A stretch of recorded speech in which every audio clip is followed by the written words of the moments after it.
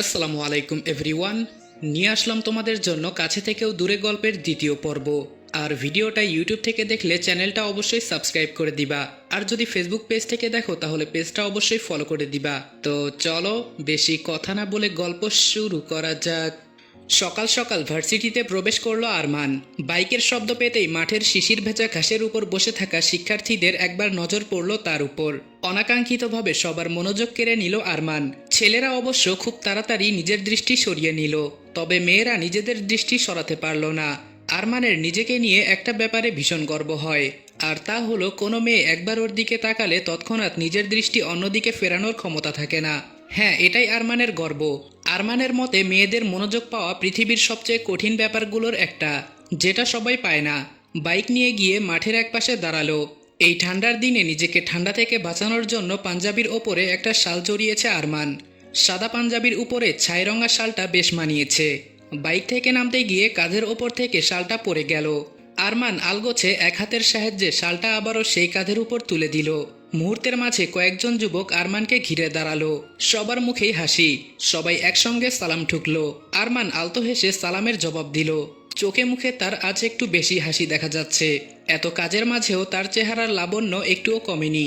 ধবধবে ফর্সা ত্বকের ওপর খোঁচা খোঁচা দাড়ি, তীক্ষ্ণ চোয়াল, ভ্রুজোড়া ঘন, কালো মণিযুক্ত গভীর চোখ দুটোতে যেন কি এক অদ্ভুত রহস্য লুকিয়ে আছে। বা এমনও হতে পারে যে সেই চোখের ভাষাটা পড়া হয়তো খুব সহজ, তবে সবার জন্য না। তবে আরমান হাসলে সেই জটিল চোখ দুটো দেখতে ভীষণ নিষ্পাপ লাগে। মনে হয় কোনো রহস্য, কোনো জটিলতা লুকিয়ে নেই ওখানে। আছে কেবল অপর পাশের মানুষটাকে মাতাল করে তোলার জন্য ভয়ঙ্কর কোনো নেশাদ্রব্য। ঠোঁট দুটো সিগারেটের ছোঁয়া পেতে পেতে হালকা কালচে বর্ণ ধারণ করেছে, তবে যখন গালে হালকা টোল পড়ে তখন সেই কালচে ঠোঁট দুটো দেখতেও আর খারাপ লাগে না। এত পরিপাটি সাজসজ্জার মাঝেও বড় হয়ে যাওয়া চুলগুলো দেখতে একটু অগোছালো লাগছে, তবে ছেলেটার সৌন্দর্য কমাতে পারেনি সেগুলো। আরমান হাতের সিলভার ডায়ালের ঘড়িটায় চোখ বুলিয়ে একবার সময়টা দেখে নিল। একদম ঠিক সময়ে এসেছে। হাতের সাহায্যে অযত্নে বড় হওয়া চুলগুলো পেছনে ঠেলে দিয়ে সামনে এগিয়ে গেল। ওর অনুসারী হিসেবে পেছনে পেছনে ছেলেগুলোও আসলো। আরমান সোজা অডিটোরিয়ামে ঢুকলো। আজ সকাল সকালই চলে এসেছে ভাষণ দেওয়ার জন্য, যদিও হাতে এখনো সময় আছে। তবে আরমান কাজের জায়গায় দেরিতে পৌঁছানো থেকে সময়ের আগে পৌঁছাতেই বেশি পছন্দ করে। অডিটোরিয়ামটা তখনও ফাঁকা। আরমান ভেতরে গিয়ে একটা চেয়ারে পায়ের উপর পা তুলে বসলো। ওর সঙ্গে আসা ওর দলের ছেলেগুলো আরমানের পাশে বসলো না। দলের একটা ছেলে আগ বাড়িয়ে আরমানকে একটু খুশি করার জন্য বলল, ভাই চা খাবেন? একটু চা আনি ভাষণ দেওয়ার সময়, তাহলে গলাটা পরিষ্কার থাকবে। আরমান পকেট থেকে ফোনটা বের করতে করতে ছেলেটাকে উদ্দেশ্য করে বলল, কোনো প্রয়োজন নেই। ছেলেটা থেমে গেল। এবার অন্যজন আরও একটু খাতির দেখিয়ে বলল, ভাই নাস্তা করে এসেছেন তো সকালে, নাকি নাস্তার ব্যবস্থা করব? আরমান বলল, না দরকার নেই, আমি খেয়ে এসেছি। তোরা খেয়েছিস? ছেলেটা বলল, হ্যাঁ ভাই খেয়েছি। আরমান বলল, কোনো ঝামেলা হয়েছে নাকি? তোদের মুখ দেখে মনে হচ্ছে কিছু বলবি। ছেলেগুলো বোধ হয় সত্যি কিছু বলতে চাইছে আরমানকে, তবে সাহস করে বলে উঠতে পারছে না। ওদেরকে একজন আরেকজনের দিকে মুখ চাওয়াচাওয়ি করতে দেখে আরমান ফোনটা পকেটে রেখে চোখ তুলে ওদের দিকে তাকালো। আরমানকে তাকাতে দেখেই সবাই চাওয়াচাওয়ি থামিয়ে একদম সোজা হয়ে দাঁড়ালো। আরমান বলল, কি সমস্যা? একটা ছেলে সাহস করে বলল, ভাই মুনতাসির আরেফিন আছে না? আরমান বলল, হ্যাঁ আছে। তো কি হয়েছে? ছেলেটা বলল, আসলে হয়েছেটা কি, ওর দলের লোকজন বলাবলি করছে ওর নাকি জনপ্রিয়তা বেশি, এজন্য আপনি ওর সাথে ভালো ব্যবহার করে চলেন, মানে আপনি ওকে হাতে রাখতে চাইছেন, এই আর কি। আরমান ব্যঙ্গাত্মক হেসে বলল, সত্যি? ছেলেটা বলল, হ্যাঁ ভাই, সাথে এটাও বলাবলি করছে যে ওই মুনতাসির যদি আপনার বিপক্ষে দাঁড়াতো তাহলে নাকি আপনি জিততে পারতেন না, কিন্তু ও আপনাকে সম্মান করে বলে আপনার অসম্মান যেন না হয় সেজন্য সহসভাপতি পদের জন্য লড়েছে। আরমান বলল, আর তোরা সেসব শুনে কান্নাকাটি শুরু করে দিয়েছিস নাকি? ছেলেটা বলল, না ভাই, তেমন কোনো ব্যাপার না। আসলে আপনি তো কোনো প্রকারের ঝামেলা করতে নিষেধ করে দিয়েছেন, আর ওরা বারবার সেই সুযোগটা নিয়ে আমাদেরকে খেপানোর চেষ্টা করছে। আপনি অনুমতি দিন, সব কটার মুখ বন্ধ করে দেব। আরমানের মুখ থেকে হাসিটা হারিয়ে গেল। চোখে মুখে তার কাঠিন্য ভাব ফুটিয়ে তুলে বলল, নিষেধ করেছি তোদের এসব ঝামেলা করতে। রাজনীতি মানেই যে ঝামেলা করতে হবে এই ধারণা মাথা থেকে ঝেড়ে ফেল। আমি শান্তিপ্রিয় মানুষ, এসব ঝামেলা আমার পছন্দ না। মুনতাসিরের সাথে তো কোনো মতেই না। যেখানে দেখবি ঝামেলা ছাড়া টেকা যাচ্ছে না সেখানে সোজা মুখ বন্ধ করে নিবি, কিন্তু এই রোজ রোজ টুকটাক মারামারি আমার পছন্দ না। পাশ থেকে অন্য একটা ছেলে বলে উঠল, ভাই আমার ওই মুনতাসিরের এত ভালো মানুষই ঠিক সুবিধার লাগে না। আপনার সাথে তো বেশ ভালো ব্যবহার করে, তাহলে ওর দলের ছেলে পেলে কেন এমন কথা বলবে? আমার মনে হয় ও আপনাকে হাতে রেখে নিজের জনপ্রিয়তা বাড়াচ্ছে। আরমান চেয়ারে মাথাটা এলিয়ে দিয়ে বলল, রাজনীতির প্যাচ তোরা এখনো বুঝে উঠতে পারিসনি। ঝামেলা করছে একজন আর নাম হচ্ছে অন্যজনের। শোন, কেউ কাউকে হাতে রেখে জনপ্রিয়তা বাড়াতে পারে না, জনপ্রিয়তা বাড়ে তার কর্মে। যেভাবে আমি জনপ্রিয়তা পেয়েছি ঠিক একইভাবে মুনতাসিরও জনপ্রিয়তা পেয়েছে। ছেলেটাকে আমার বেশ ভালো লাগে, ও আমার থেকেও অল্প সময়ে জনপ্রিয়তা লাভ করেছে। আর আমি মানুষ চিনি, এই রাজনীতিতে আসার আমার যে উদ্দেশ্য মুনতাসিরেরও ঠিক সেই একই উদ্দেশ্য। যদি ও আমার প্রতিপক্ষ হয় এবং আমার থেকে অধিক যোগ্য হয়, তবে আমি চাই ও যেন জেতে। তখন আমার হারের মাঝেও একটা স্বস্তি থাকবে। ছেলেগুলো আর কিছু বলার সাহস পেল না। আরমান ঘড়িতে একবার সময় দেখে নিল, এখনো বেশ অনেকটা সময় বাকি আছে। এখন আরমানের মনে হচ্ছে ও বোধহয় একটু বেশি তাড়াতাড়ি চলে এসেছে। এত তাড়াহুড়ো করে ঘুম থেকে না উঠলেই হতো, আরও কিছুক্ষণ ঘুমানো যেত। তবে এখন তার সামনে এত জটলা ঠিক ভালো লাগছে না। সারাক্ষণ যে ছেলেগুলো কেন ওকে এভাবে ঘিরে রাখে আরমান ঠিক বুঝে উঠতে পারে না। বিরক্তিকর গলায় বলল, তোরা এখন যা তো, এত ভিড়ভাট্টা ভালো লাগছে না আমার। বাধ্য ছেলের মতো তারা আরও একবার আরমানকে সালাম দিয়ে সেখান থেকে এক এক করে চলে গেল। এবার যেন আরমান একটু শান্তি পেল, গায়ে হাওয়া লাগছে এখন। তবে কিছুক্ষণের মাঝে আরও একটা সালাম আরমানের কানে এলো। এবারে আরমান বিরক্ত হলো না, চেয়ারে এলিয়ে দেওয়া মাথাটা সোজা করে বসলো, কণ্ঠটাও নরম হলো। ওয়ালাইকুম আসসালাম। এসো মুনতাসির, আমার পাশের চেয়ারটায় বসো। গাঢ় জাম রঙের পাঞ্জাবি পরেছে মুনতাসির। ছেলেটা দেখতে বেশ সুদর্শন, গোলগাল মুখের সাথে চোখা একটা নাক, একদম মেয়েদের মতো গোলাপি ঠোঁট। চুলগুলো সবসময় এলোমেলো থাকে, তার কারণ পাঞ্জাবির সাথে অধিকাংশ সময় সে টুপি পরে। এখনও তার ব্যতিক্রম হলো না। তবে মুনতাসির পাতলা টুপিটা মাথা থেকে খুলে পাঞ্জাবির পকেটে রাখলো। ফর্সা গালে এক আঙ্গুল সমান দাড়ি। ছেলেটার মুখে সবসময় একটা হাসি থাকে। আজ অব্দি আরমান কখনো ওই মুখে কোনো কাঠিন্যতা, রাগ বা গম্ভীর ভাব দেখেনি। সবার সাথে বেশ সুন্দর হাসি হাসি মুখে কথা বলে। মূলত মুনতাসিরের ব্যবহারটার জন্যই তার এত বেশি জনপ্রিয়তা। মোট কথা, মুনতাসিরের মুখটা দেখলেই কেমন যেন একটা শান্তি অনুভব করা যায়, হাসলে যেন নূর ঝরে। মুনতাসির আরমানের পাশে একটা চেয়ার টেনে বসলো। আরমান একটু ঝুঁকে এসে হাতের সাহায্যে মুনতাসিরের চুলগুলো ঠিক করে দিয়ে বলল, এবার ঠিক আছে, মাশাল্লাহ, এখন দেখতে আরো সুন্দর লাগছে তোমায়। মুনতাসির আলতো হেসে বলল, কেমন আছেন ভাই? আরমান বলল, আমি ভালো আছি, তুমি কেমন আছো? মুনতাসির বলল, আলহামদুলিল্লাহ ভালো আছি। আরমান বলল, তা এখানে হঠাৎ, কোনো দরকার ছিল আমার সাথে? মুনতাসির বলল, আপনি তো আজ ভাষণ দেবেন, এজন্য এখানে শুনতে আসলাম। আপনি কি বলেন, কি করবেন আর পরিকল্পনা কি, সেই সব এখানে শুনতে এলাম আর কি।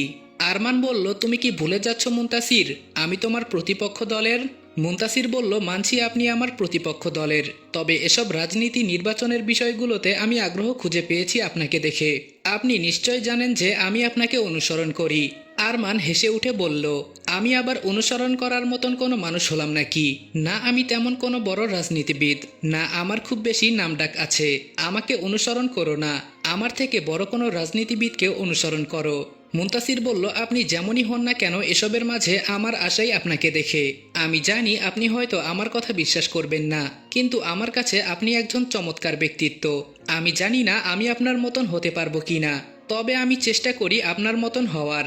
এই নির্বাচনে আমি আপনার প্রতিপক্ষ দলের ঠিকই, তবে বিশ্বাস করুন আমি চাই আপনি জিতুন, কারণ আমি জানি আমাদের দুজনের লক্ষ্য এক। যদি আপনি জেতেন তবে শিক্ষার্থীদের কথা ভাববেন, কিন্তু যদি অন্য কেউ জেতে তবে তারা ভাববে শুধুমাত্র নিজেদের কথা। আরমান এবার সোজা হয়ে বসল, মুনতাসিরের কাঁধে হাত রেখে বলল, সবার তোমার প্রতি অনেক আশা মুনতাসির। এখন এই ছোট পরিসরে নির্বাচনে দাঁড়িয়েছ, ভবিষ্যতে হয়তো আরো বড় পদে দাঁড়াবে, মেয়র, এমপি, তারপরে হয়তো ধীরে ধীরে মন্ত্রীর দিকে যাবে। একটা কথা সবসময় মাথায় রাখবে, জনগণের আমাদের প্রতি অনেক আশা। রাজনীতিবিদ নিয়ে মানুষের মাঝে খুব ঘৃণিত একটা ধারণা আছে, আর এটা সারা জীবন থাকবে, আমি সেসব জানি। কেননা অন্যদেরকে আমরা বদলাতে পারবো না, তাই আমাদের চেষ্টা করতে হবে নিজেদেরকে বদলানোর, নিজেদেরকে ঠিক পথে রাখার। এখন যেই নীতিতে চলছো সেই নীতি সারা জীবন অবলম্বন করো, তবে আমিও গর্ব করে বলতে পারবো, হ্যাঁ, কেউ আমায় দেখে অনুপ্রাণিত হয়েছে এবং এখনো সৎ পথেই রাজনীতির মাঠে রাজ করে বেড়াচ্ছে। মুনতাসিরের কাঁধে থাকা আরমানের হাতের উপর মুনতাসির পাল্টা হাত রেখে আশ্বস্ত করে বলল, আপনাকে কথা দিচ্ছি সারা জীবন এই নীতিতেই বাঁচব। যদি কখনো আমার আরো বড় জায়গায় যাওয়ার সুযোগ হয় তখনও জনগণের ভরসা আমি হারাতে দেব না। ঢাকায় পৌঁছাতে পৌঁছাতে আরজুর দুপুর পার হয়ে গেল। হোস্টেলে পৌঁছাতে পৌঁছাতে আরও 1 ঘন্টার মতন সময় লাগলো। হোস্টেলে ঠিকমতো পৌঁছেছে ঠিকই, তবে কেন যেন শান্তি পাচ্ছে না। মনের মাঝে একটা অস্থিরতা কাজ করছে। এতক্ষণে নিশ্চয়ই বাড়ির সবাই জেনে গেছে যে আরজু বাড়িতে নেই। নিশ্চয়ই অশান্তিও শুরু করেছে। কে জানে প্রার্থনা আর ওর মায়ের কি হলো। আদৌ ওরা ঠিক আছে কিনা সেটাও জানে না। ওর বাবা আর ভাই থাকতে ভালো থাকার কথাও না। অমানুষগুলো না জানি কি অত্যাচার করছে। এত সব চিন্তা নিয়ে আর কিছুই ভালো লাগছে না। কেন যেন নিজেকে স্বার্থপর মনে হচ্ছে। মনে হচ্ছে নিজের সংগ্রামগুলো সত্যি করার জন্য ওর আপাকে বিপদের মাঝে ফেলে রেখে এলো। যদি ওরা কিছু খারাপ করে ফেলে প্রার্থনার সাথে। আর ভাবতে পারল না আরজু। বোরকাটা খুলে গোসল করতে গেল। নাসিমা বলেছিল যেখানে থাকে সেই ঠিকানাও যেন বদলায়, কাউকে যেন কিছু না বলে, আর সেটাও খুব তাড়াতাড়ি। আরজু জানে ফিরোজ পাগল কুকুরের মতো ওর খোঁজ করবে, আর ওকে সাহায্য করবে আরজুর নিজের মায়ের পেটের ভাই, যাদের শরীরে একই রক্ত বইছে। কিন্তু এখন এত তাড়াতাড়ি অন্য জায়গায় থাকার ব্যবস্থা করবে কি করে? বাড়ি ভাড়া নিয়ে থাকার মতন সামর্থ্য নেই আরজুর। কোনো মেসেই উঠতে হবে। পরিচিত কেউ নেই যাকে একটু সাহায্য করতে বলবে। হাতে গোনা 2-1টা মানুষের সাথেই তো কথা হয়। অনেক ভাবনা চিন্তা করে নিজের এক বান্ধবীকে কল করলো। আগে একসাথে একই হোস্টেলে থাকতো, কিন্তু কয়েক মাস হলো নুসরাত অন্য জায়গায় গিয়েছে। ওর থেকে শোনা যাক যে কোনো থাকার ব্যবস্থা করতে পারে কিনা। আরজু ফোন দিল নুসরাতের নাম্বারে, কিন্তু নুসরাত জানালো যে ওখানে কোনো সিট ফাঁকা নেই। তবে আশ্বস্ত করেছে থাকার জায়গা ফাঁকা হলে সঙ্গে সঙ্গে আরজুকে জানাবে। হতাশা আর একরাশ চিন্তা সমেত আরজু ফোনটা কেটে দিল। আর কাকে ফোন দেওয়া যায় সেসব ভাবতে লাগলো। অনেক ভাবনা চিন্তা করে আরও একটা মানুষের কথা মনে পড়ল আরজুর, যে বলেছিল যদি কখনো কোনো দরকার হয় তাহলে যেন তার সাথে আরজু যোগাযোগ করে। কিন্তু আরজুর কেন যেন তারপরেও ফোন দিতে অস্বস্তি হচ্ছে। হ্যাঁ, মানছে সেই মানুষটা বলেছিল সাহায্য করবে, তাই বলে এভাবে হঠাৎ করে কি সাহায্য চাওয়াটা ঠিক হবে? এমন তো না যে আরজুর খুব ভালো সম্পর্ক বা ওর সাথে রোজ কথা বলে, বরং যে 2-1বার কথা হয়েছে ওই মানুষটাই আগে এসে কথা বলেছে। আরজু কখনো নিজ থেকে খোঁজ নেয়নি, আর আজকে সরাসরি সাহায্যের জন্য কল করবে। অনেক ভাবলো আরজু। ভাবনা শেষে ঠিক করলো না, কল করবেই। বিপদে পড়েছে এজন্যই তো সাহায্য চাইছে, এমনি হলে তো আর চাইতো না। কল করলো সেই মানুষটার নাম্বারে। প্রথমবার রিং হলো, কিন্তু অপর পাশে কেউ রিসিভ করলো না ফোনটা। আরজু আর কল দেওয়ার সাহস পেল না। ভাবলো হয়তো ব্যস্ত আছে। নিশ্চয়ই আরজুর ফোনের থেকেও কোনো দরকারি কাজে আছে বলে ফোনটা রিসিভ করছে না। তবে 1 মিনিট পার না হতেই আরজুর ফোনে সেই নাম্বারটা থেকে কলব্যাক এলো। আরজু ফোনটা রিসিভ করে কানে ধরে সালাম দেবে তার আগেই অপর পাশ থেকে মুনতাসিরের হাস্যোজ্জ্বল কণ্ঠ ভেসে এলো। আসসালামু আলাইকুম, কেমন আছো আরজু? মুনতাসির যে আরজুর নাম্বারটা চিনতে পারবে এটা আশা করেনি আরজু। হ্যাঁ, আরজুর থেকে নিয়েছিল ওর নাম্বারটা, তাই বলে মুনতাসিরের মতন এমন ব্যস্ত মানুষ যে এই ব্যস্ততার মাঝে আরজুর নাম্বারটা সেভ করে রাখবে, আবার কলব্যাক করে চিনতে পারবে, এটা আরজু আশা করেনি। আরজু বলল, ওয়ালাইকুম আসসালাম, আমি ভালো আছি, আপনি কেমন আছেন? মুনতাসির বলল, আলহামদুলিল্লাহ ভালো আছি। তোমার কি কোনো সাহায্য প্রয়োজন? আসলে এটা বললাম তার কারণ আমি জানি কোনো বিপদে না পড়লে তুমি আমার সাথে যোগাযোগ করবে না। আরজু এবারে সত্যি নিজেকে স্বার্থপর মনে হলো। নিশ্চয় মুনতাসির ওকে স্বার্থপর ভাবছে। পরবর্তী কথাটা মুখ দিয়ে বের হতে চাইল না আর। আরজুর নীরবতার কারণটা বুঝতে পারল মুনতাসির। নিজ থেকেই বলে উঠল, তুমি ভেবো না আমি তোমায় স্বার্থপর ভাবছি। তুমি তো কারো সাথে তেমন কথাই বলো না, সেখানে আমি তো একটা ছেলে, সেজন্য এভাবে বললাম। আমি জানি অযথা কথা বাড়ানোর মেয়ে তুমি না। আরজু এবার একটা স্বস্তির নিঃশ্বাস ফেলল। যাক, মুনতাসির তাহলে ভুল বোঝেনি। আরজু বলল, আসলে বলছিলাম যে ভার্সিটির হলে কি আমার থাকার ব্যবস্থা করে দিতে পারবেন? মুনতাসির বলল, হঠাৎ ভার্সিটির হলে কেন? যেখানে থাকছো ওখানে কি কোনো সমস্যা হয়েছে? আরজু বলল, না, এখানে কোনো সমস্যা হয়নি। আসলে আমি এই জায়গাটা বদলাতে চাই, তাই বলছিলাম যে আপনি কি একটা ব্যবস্থা করে দিতে পারবেন ভার্সিটির হলে থাকার? মুনতাসির বলল, আচ্ছা ঠিক আছে, আমি চেষ্টা করছি। যদিও আমার মনে হয় না এখন ওখানে থাকার ব্যবস্থা করতে পারবো। শেষ আশার আলো যেন নিভে গেল। আরজু হতাশ গলায় বলল, আচ্ছা ঠিক আছে, আপনাকে ধন্যবাদ। আপনি চেষ্টা করতে চেয়েছেন আমার জন্য, এটাই অনেক। মুনতাসির বলল, আচ্ছা আমি যদি তোমায় অন্য কোনো হোস্টেলে থাকার ব্যবস্থা করে দিতে পারি তাহলে হবে? আমার কাজিন যেখানে থাকে আমি ওখানে কথা বলে দেখতে পারি। ভার্সিটি থেকে ওটা কাছে হবে, যাতায়াতেও তোমার সুবিধা। আরজু তড়িঘড়ি করে বলল, হ্যাঁ নিশ্চয়ই, কোথাও একটা ব্যবস্থা করে দিতে পারলেই হবে। আর হ্যাঁ, শুধু একটু দেখবেন টাকাটা যেন কম লাগে, আসলে আমি খুব বেশি টাকা অ্যাফোর্ড করতে পারবো না। মুনতাসির বলল, আচ্ছা ঠিক আছে, তুমি এটা নিয়ে কোনো চিন্তা করো না, আমি কিছু একটা ব্যবস্থা করে তোমাকে বলছি। তোমার কি খুব বেশি তাড়া আছে? তুমি কবে শিফট হতে চাইছো? আরজু বলল, দুদিনের মধ্যে হলে ভালো হয়, আমি দুদিনের মাঝে আমার সবকিছু গুছিয়ে নেব। মুনতাসির বলল, আচ্ছা ঠিক আছে, আমি দেখছি। আরজু কৃতজ্ঞতার কণ্ঠে বলল, আপনাকে অসংখ্য ধন্যবাদ, আপনার এই ঋণ আমি কোনোদিন শোধ করতে পারবো না। আপনি ভাবতেও পারবেন না আমার ঠিক কত বড় উপকার করলেন, আমার কত বড় একটা অনাগত বিপদের হাত থেকে বাঁচালেন। কখনো যদি আমি আপনার কোনো কাজে সাহায্য করতে পারি তবে নিশ্চয়ই বলবেন, আপনার এই ঋণ আমি শোধ করার চেষ্টা করব। মুনতাসির আলতো হেসে ছোট্ট করে বলল, মোস্ট ওয়েলকাম। প্রায় 1 ঘন্টা হলো পার্কের বেঞ্চের উপর বসে আছে আরমান। সকালে যেমন দেখতে তাকে একদম ওই নেতা নেতা লাগছিল, এখন ঠিক তার বিপরীত লাগছে। শার্ট প্যান্ট পরে দেখতে খুব সাধারণ একটা মানুষ মনে হচ্ছে তাকে। সেই যে মেয়েটাকে দেখেছিল তারপর আর দেখাই পেল না। মেয়েটা তো বলেছিল যে এটা নাকি ওর রোজকার আসার জায়গা, তবে আর আসে না কেন? নাকি আরমান ওই খুঁজে পায় না?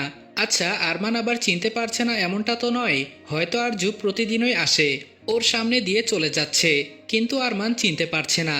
কথাটা মাথায় আসতেই আরমান চোখ দুটো বন্ধ করে সেদিনের সেই মুখটা আবারও মনে করার চেষ্টা করলো। এই তো আরমানের স্পষ্ট মনে আছে মুখটা, তাহলে ওকে দেখে চিনতে পারবে না কেন? এদিকে শীতের দিন হওয়ায় একটু তাড়াতাড়ি সূর্যটা ডুবে গেল, চারদিকে কুয়াশায় ঢেকে যাচ্ছে ধীরে ধীরে। আরও আধা ঘন্টার মতন আরমান বসে থাকলো, তবে এবারে আশা ছেড়ে দিল। ভাবলো আজও বোধ হয় আরজু আসবে না। আজকে আবারও পার্ক থেকে এক বুক হতাশা নিয়ে বেরিয়ে গেল আরমান। আরমান পেছনের রাস্তা দিয়ে বেরিয়ে গেল, আর ঠিক সেই সময়ে পার্কের সামনের গেটটা দিয়ে ভেতরে এলো আরজু। যেই ব্রেঞ্চের উপরে এতক্ষণ আরমান বসেছিল আরজু সেখানেই বসলো। অনেকগুলো দিন পর আবার নিজের পছন্দের জায়গাটায় এলো। আরজু জানে না এই জায়গাটায় এলে কেন এত শান্তি পায়, তবে হ্যাঁ খুব ভালো লাগে। নিজের সাথে একটু একাকী সময় কাটাতে তার খুব ভালো লাগে। আরজুর বন্ধু বান্ধব ভালো লাগে না, কারো সাথে সম্পর্ক গড়ে তুলতে চায় না, কাউকে বিশ্বাস করে উঠতে পারে না। মানুষকে নিয়ে যে ভীষণ অবিশ্বাস আরজুর মনে। আরজুর ধ্যান ভাঙলো ফোনে মেসেজ আসার শব্দে। ফোনটা হাতে নিয়ে দেখলো মুনতাসির মেসেজ করেছে, একটা ঠিকানা পাঠিয়েছে, হোস্টেলের ঠিকানা। পরপর আরেকটা মেসেজ পাঠালো মুনতাসির, তোমার থাকার ব্যবস্থা করে ফেলেছি, তুমি চাইলে কালকেই শিফট করতে পারো, ভার্সিটি থেকে খুব কাছে। মেসেজটা দেখার সাথে সাথে আরজু উঠে দাঁড়ালো। যেহেতু মুনতাসির বলেছে চাইলে কালই শিফট করতে পারি, তাহলে কালকেই চলে যাওয়া ভালো। হোস্টেলে তো তেমন কোনো জিনিস নেই আরজুর, ওই তো কয়েকটা বই খাতা আর জামা কাপড়, ওগুলো গোছাতে আর কত সময় লাগবে। আর দেরি না করে আরজু যাওয়ার উদ্দেশ্যে পা বাড়ালো, তখনই আরমান পুনরায় সেখানে এলো। বাইকের চাবিটা খুঁজে পাচ্ছে না, খুঁজতে খুঁজতে আরমান বাইকের চাবিটা পেল, ব্রেঞ্চের একটা কোণার দিকে পড়ে আছে। কাঙ্ক্ষিত চাবিটা হাতে নিয়ে আরও একবার আশেপাশে ভালো করে চোখ বুলিয়ে নিল, কোথাও আরজুকে দেখা যাচ্ছে কিনা। আরজুকে গেটের দিকে চলে যেতে দেখা গেল, কিন্তু আরমান পেছন থেকে দেখে চিনতে পারল না। আরও একবার একটা দীর্ঘশ্বাস ফেলে নিজের পথে পা বাড়ালো আরমান, আর আরজু নিজের পথে। ঘরের এক কোনায় ভয়ে জড়সড় হয়ে দাঁড়িয়ে আছে প্রার্থনা। ইতোমধ্যে ফিরোজ পুরো ঘর লণ্ডভণ্ড করে ফেলেছে। প্রার্থনা বারবার করে বলছে যে আরজু নেই ঘরে, কিন্তু ফিরোজ যেন মানতেই চাইছে না। বাইরে খুঁজে তো আরজুকে পায়নি, তাহলে আর যাবে কোথায়? নিশ্চয় আরজু এত সাহসী না যে পালাবে। দরজার কাছে নাসিমা চুপচাপ দাঁড়িয়ে আছে, তার মুখের অভিব্যক্তি দেখে কিছুই বোঝা যাচ্ছে না যে তার মনে কি চলছে। তিনি ফিরোজকে আটকাচ্ছেন না, আবার প্রার্থনাকে কাঁদতে দেখে সান্ত্বনাও দিচ্ছেন না। খুঁজতে খুঁজতে ফিরোজ এবার সত্যি আশাহত হলো। ও জানে আরজু নেই, তাও খুঁজছে। মাথায় যেন রক্ত চড়ে বসেছে। কোনার দিকে দাঁড়ানো প্রার্থনার দিকে তেড়ে গিয়ে এক হাতে চোয়াল চেপে ধরে বলল, সত্যি করে বল প্রার্থনা, আরজু কোথায়? ও নিশ্চয়ই গ্রাম ছেড়ে বের হতে পারেনি, বের হলে আমার লোকেরা দেখতো। সত্যি করে বল, ওকে কোথায় লুকিয়ে রেখেছিস? প্রার্থনা ক্রন্দনরত গলায় বলল, সত্যি বলছি ফিরোজ ভাই, আমি জানি না আরও কোথায়। ও কখন বেরিয়ে গিয়েছে আমি সেটাও জানি না, আমায় কিচ্ছু বলে যায়নি ও। ফিরোজ বলল, আমাকে তোর ভাই পাসনি যে তোর এসব কথা বিশ্বাস করে নেব। আমি জানি আরজু কোথায় গিয়েছে, তুই জানিস, তাড়াতাড়ি ঠিকানা বল। ও কোন ভার্সিটিতে পড়ে নাম বল, ও যেখানে আছে আজকে সেখান থেকে ওকে খুঁজে বের করে তুলে এনে বিয়ে করব। প্রার্থনা বলল, আমি জানি না ও কোথায় আছে, ও কোন ভার্সিটিতে পড়ে আমি এসব কিচ্ছু জানি না, বিশ্বাস করো ও কখনো আমাকে কিছু বলেনি এসব বিষয়ে। প্রার্থনা কথাটা বলার সাথে সাথে ফিরোজ ওকে এক প্রকার ছুঁড়ে মারল। পেছনের দেয়ালের সাথে ধাক্কা খেলো প্রার্থনা, আর্তনাদ করে উঠল। ফিরোজের বোধ হয় এতে ভালোই লাগলো। দাঁত পিষে বলল, আমি খুঁজে নেব ওকে। ফিরোজের চোখ পড়ল এবার আরজুর ব্যাগের ওপর। ব্যাগটা খুলে একে একে তার ভেতরে থাকা সবকিছু বের করলো। সবশেষে একটা কাগজের টুকরো পেল, যেখানে স্পষ্ট বোঝা যাচ্ছে যে ঢাকার বাসের টিকিট। ফিরোজ কপাল কোঁচকালো। ঢাকার বাসের টিকিট আরজুর ব্যাগে কি করছে? এই ব্যাপারটা যেন ঠিক বোধগম্য হচ্ছে না। ওর জানা মতে আরজু চট্টগ্রামে থাকে। বেশ কয়েকবার গ্রাম থেকে ফেরার সময় চট্টগ্রামের বাসেই উঠতে দেখেছে। তাহলে ঢাকা কি করতে গিয়েছিল? আরও একবার তেড়ে গেল প্রার্থনার দিকে। তবে এবার নাসিমা সামনে এসে দাঁড়ালো। শান্ত গলায় বলল, সামনে আমার মেয়েটার বিয়ে ফিরোজ, আঘাত করিস না ওকে। ফিরোজ বলল, আঘাত করলেই কি, বিয়ে তো আমার ভাই করবে। সামনে থেকে সরে দাঁড়াও তুমি। ওর একটা ঠ্যাং না থাকলেও আমার ভাই ওকে বিয়ে করবে। নাসিমা বলল, তাই বলে এভাবে ওর গায়ে হাত দিতে পারিস না তুই।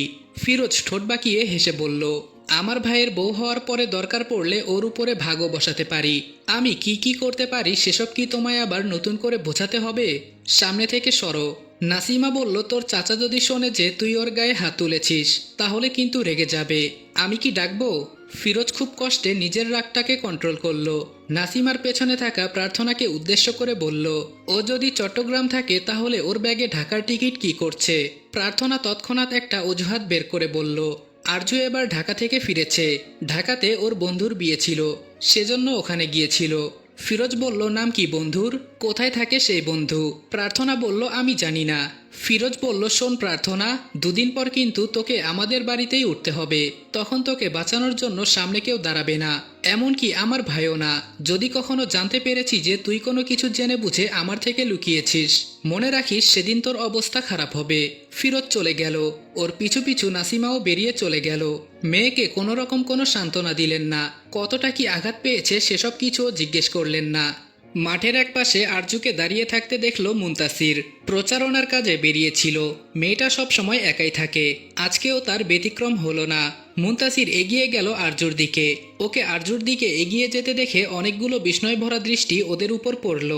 অনেকেই এগিয়ে আসে মুনতাসিরের সাথে কথা বলার জন্য, তবে মুনতাসির কখনো তাদের সাথে খুব বেশি কথা বলতে পছন্দ করে না। হ্যাঁ, প্রয়োজন অনুযায়ী কথা বলে, তবে নিজে থেকে এগিয়ে গিয়ে অযথা কারোর সাথে গল্পে মেতে ওঠে না। আরও একটা ব্যাপার, কখনো কারো চোখের দিকে তাকিয়ে সে কথা বলে না। কথা বলার সময় তার দৃষ্টি থাকে নিচের দিকে। মুনতাসির পেছন থেকে আরজুকে ডাক দিল। ডাকটা কানে যেতেই আরজু চোখ তুলে তাকালো। মুনতাসিরকে দেখে তার অভিব্যক্তি কি হওয়া উচিত বুঝে উঠতে পারল না। আরজুকে নিচের দিকে এভাবে তাকিয়ে থাকতে দেখে মুনতাসির নিজের দৃষ্টি নামিয়ে নিয়ে বলল, কি করছিলে এখানে একা দাঁড়িয়ে? এই উত্তরটা বোধ হয় আরজু নিজেও জানে না ও এখানে দাঁড়িয়ে কি করছে। তবে হ্যাঁ, কিছু ভাবছিল। গ্রামে প্রার্থনার কি অবস্থা, এই বিষয়টা এক মুহূর্তের জন্য আরজুকে শান্তিতে থাকতে দিচ্ছে না।